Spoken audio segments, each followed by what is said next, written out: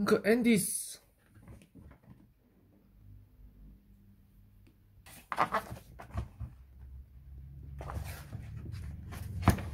Looking back on those days, the one thing I remember most is thinking my dad had the best done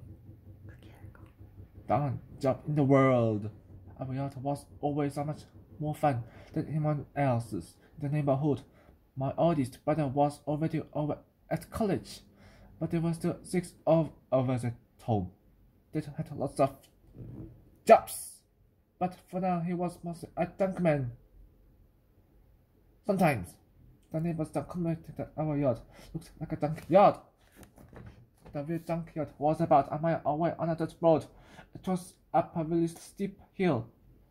It had everything: old cars, old pop machines, and old airplane engines. You name it. It was there on the hill. Dad's job was to take things apart and separate the metals: aluminum, copper, brass, and steel, and there was enough. He loaded the truck and hauled it to another junkyard. That was always bringing him home junk, and sometimes he'd say to me,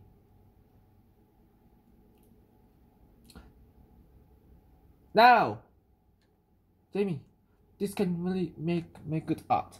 Then he'd put the bunch of it together in an interesting way. Mom was always yelling to Dad, "For Pete's sake, Paul, quit jumping up the house. And Paul, when you going to get rid of this stuff? Anyhow, but we liked playing in the junk." One day, Dad came home from work and announced, "It's time to visit Baba and Uncle Andy in the big city. We'll leave tomorrow morning. Oh! We were so excited. It was not often that we got to visit our grandma and our famous artist uncle in New York City. We had a lot of getting ready to do. Dad had work to do on the car. Mary, Lou, and Eva had to make sandwiches. Georgie and I had to pack the car. And Maddie and Molly, well, they didn't do much. They were just in the way. The next morning, I woke up extra early, and we were finally on our way. We saw nothing but cornfields and cow pastures at first. Then we counted the 7 tunnels that it would take us to get there. When we came to the last tunnel, we packed up. All of a sudden, the world became very different. There were giant buildings, honking taxis, and people going every which way. That's why wove his way up to Uncle Andy's. There we were, all 8 of us standing in front of a huge black door, ringing the bell. After a long wait, the door unlatched and the door opened. Uncle Andy peered out for a minute and then let us alone. Oh! Dad always thought it was best not to phone. I thought that it would be a surprise. It certainly worked.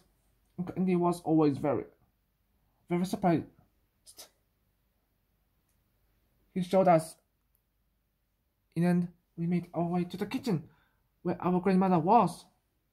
Baba joined us with wet kisses as she always did. Didn't fix us a tin of salamis, breads, and cheeses. Snow. The chattering and eating came to an end, and it was time for sleep. Uncle Andy showed us to our makeshift beds. I slept on the top floor on a propped up door covered with cushions. In the morning, I noticed that I was surrounded by tons of soup boxes. I thought Uncle Andy and Baba sure ate a lot of soup. But that wasn't it at all. Uncle Andy didn't buy those soup boxes. He built them out of wood and painted each one. They were art and very important too, because Uncle Andy told us not to touch any of it. Dad always remembered to bring Uncle Andy something interesting from the junkyard. This time it was a giant magnet with a bunch of balls stuck to it. Uncle Andy peered over his glasses at it real carefully, and after a pause, he said, "Oh, gee, wow!" Then we really knew he liked it. He decided that it should go right by the front door. Uncle Andy had 25 cats, all named Sam. They were always hiding in a house that was just like a giant amusement park. It was perfect for hide and go seek and racing. It wasn't long before the 6 of us were flying up and down the stairs and through all the rooms like a pack of wild monkeys. Uncle Andy thought everything was art in some way or another. That's why his house was so fantastic. Each of the rooms was filled to the brim with all sorts of neat things. There were always new things to see. Right in the middle of the entranceway, there was a giant piece of crumpled metal. It looked like it might have gotten stuck there and couldn't go any farther. Uncle Andy explained to us, "Oh, that's a piece of fabulous art by a famous artist. You were impressed that had a lot of that back home." Uncle Andy was always making art. We loved watching him paint in his studio. He made regular stuff like soup cans, pop bottles, and the money looked like real art. Mary Lou and Eva just loved his giant pictures of Elvis Presley. "Mom," always aware of unnecessary clutter, asked, "Gee, Andy, when you going to get rid of this stuff?" Uncle Andy startled, said, "Oh, no, this is art. It's going to be worth a lot of money." Mom really didn't understand art.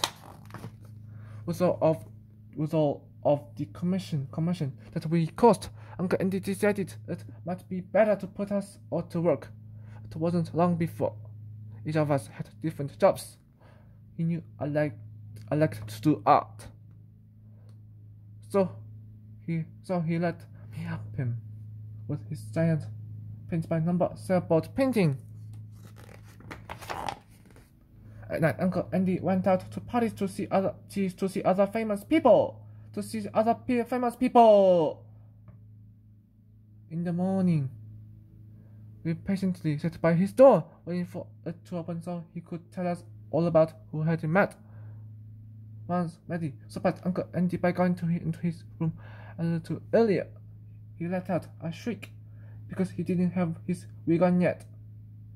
"Oh, of course!" We all knew Uncle Andy was bald, just like Dad and Uncle John. Uncle John Andy had wigs for every occasion. Messy wake-up wigs, white-colored afternoon wigs, and formal wigs for parties. He had given Dad his old wigs, and back at home we had a lot of fun with them.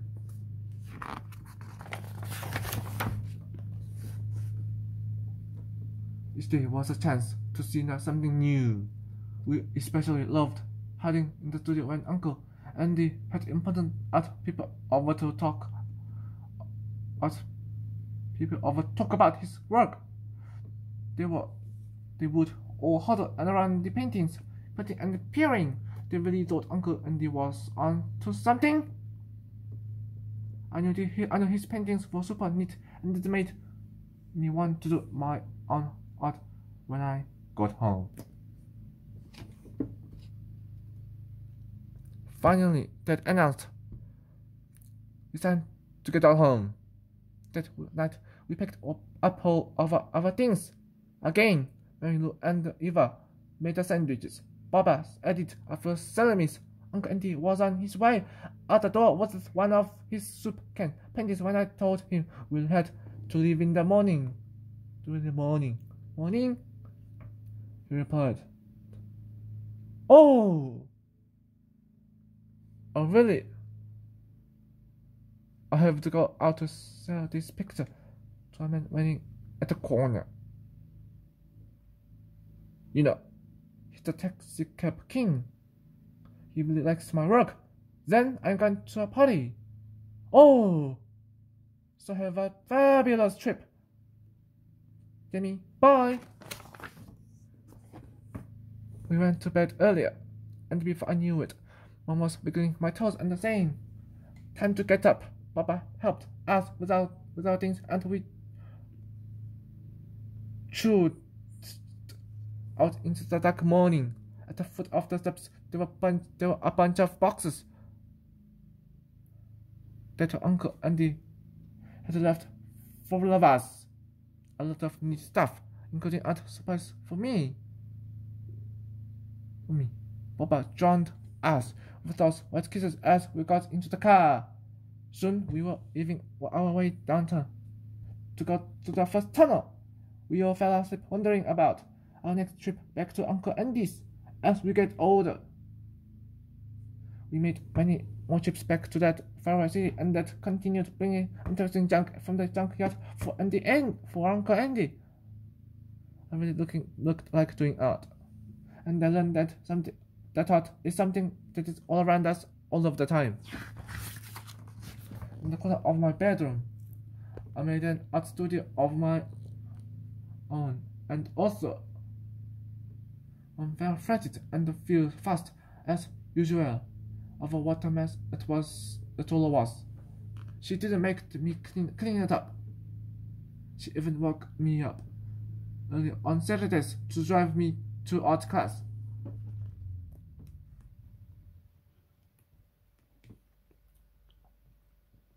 You know, I think Mom's finally understanding what art is all about.